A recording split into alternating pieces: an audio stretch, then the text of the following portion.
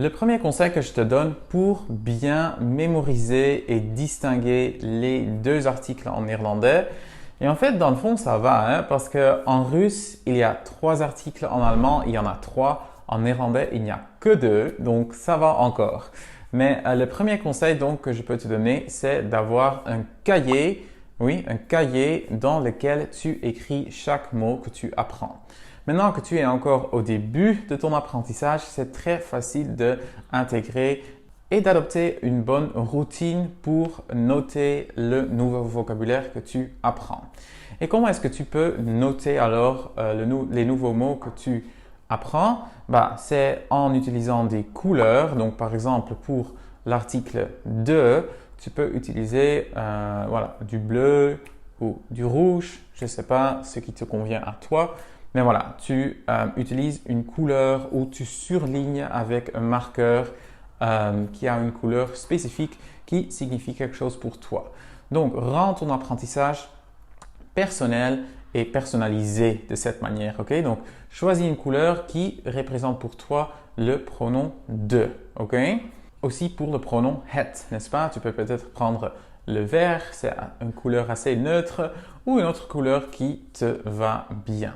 Le plus important, c'est d'y travailler, d'y dédier du temps. Donc, en coloriant, en surlignant, tu t'assures que tu y passes du temps et que ton cerveau va absorber le bon article. Et si tu es plus auditif et que tu aimes t'entendre à haute voix, peut-être que tu n'aimes pas t'entendre à haute voix, mais tu apprends en répétant à haute voix. Dans ce cas-là, tu peux faire un truc plus théâtral. C'est par exemple, on apprend le livre Het Boek, Het Boek, et chaque fois que tu vas répéter des mots à partir de ton cahier, tu peux faire ça par exemple avec les mots Het Boek, Het Boek, et tu peux te pencher un peu vers l'arrière parce que comme ça, en fait, ton corps va enregistrer le mouvement et du coup, tu fais une association plus forte et corporelle. Et ça va aider à mieux mémoriser les articles comme ça. Het boek, het konijn, het meisje. Yeah? Donc, comme ça entre en fait dans ton corps. Yeah? Donc, si tu es plus auditif et que tu aimes apprendre en bougeant, en faisant, c'est réellement une super bonne méthode. Pour les mots de, tu pourrais même faire ça. Par exemple, de vrouw, de man of de vrouw, de man. Yeah? Donc, tu peux faire ce que tu veux, mais associe un mouvement spécifique à un genre, ok? À un article. Et une autre méthode, j'en ai plein en fait, c'est plutôt visuel. Donc, pour les mots que tu n'arrives pas à mémoriser ou tu fais plein de fautes et il te faut une façon plus costaude de te le rappeler, tu peux faire ceci. Ok, par exemple, het boek, le livre Het Boek. Alors, dans ma tête, je vais voir un livre super mouillé, qui est trempé. Il y a de l'eau qui sort, ok? Et l'eau ici représente l'article het. Et en fait, donc on passe de l'abstrait, l'abstrait c'est het, c'est juste un article aléatoire, à un truc plus concret qui est de l'eau. Donc, on traduit en fait l'article het par de l'eau. Et l'eau en néerlandais est het water. Et je trouve que l'eau, c'est un symbole assez neutre aussi. Moi, personnellement, j'ai choisi l'eau comme symbole de la neutralité. Mais tu peux prendre n'importe quel autre symbole ou objet et l'associer avec les mots que tu apprends. Donc, l'article het, qui est assez abstrait d'apprendre, devient maintenant beaucoup plus concret, n'est-ce pas? Donc, on a het boek et j'apprends, ok, le livre est mouillé. Donc, je sais, ok, de l'eau mouillée, c'est het boek. Yeah? Het boek. Yeah? Het boek.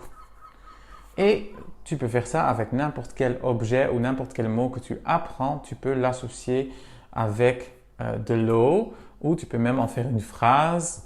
Ou si tu apprends un mot plus abstrait comme le symbole qui est het symbool in het Nederlands, bah, tu peux t'imaginer, si tu as un peu de fantaisie, tu peux t'imaginer un symbole qui nage dans la mer, n'est-ce pas? Un symbole n'importe lequel. Mais en faisant ces associations visuelles et assez folles ou bien spéciales avec de l'eau ou n'importe quoi en fait, ça peut vraiment t'aider à mémoriser. Bien? Et pour les mots avec de, tu pourrais par exemple de stoel, c'est la chaise, donc de stoel, c'est de. Pourquoi c'est de? Il n'y a pas de règle pour ça, c'est juste de, ok? Dans les têtes des néerlandophones, c'est de, dans le dictionnaire, c'est de. Comment apprendre ça alors? Bah, on peut l'associer avec un lion. Par exemple, on voit un lion qui mange la chaise, hein? De stoel. Et comme ça, quand on a besoin du mot, on pense, ah oui, c'était stoel et de, c'était avec lion parce que c'était de, ok? Donc comme ça, tu fais des associations assez fortes avec le mot et ça peut vraiment aider à mémoriser et à mieux utiliser ce mot au quotidien. Yeah? Un autre exemple, het brood. Hein? Het brood, ben, on peut penser à du pain trempé ou du pain dans la soupe. Yeah? Comme ça, tu peux jouer un peu avec ces mots. Et en fait, ça prend un peu plus de temps d'apprendre, mais l'association est tellement forte et ta mémoire aime vraiment ces associations visuelles et auditives aussi.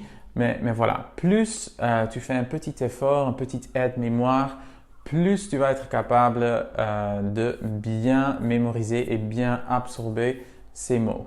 Voilà, quelques astuces pour t'aider à mieux mémoriser les articles en néerlandais. J'espère que ça t'a plu. Et voilà, je te vois dans la prochaine leçon. Doei doei!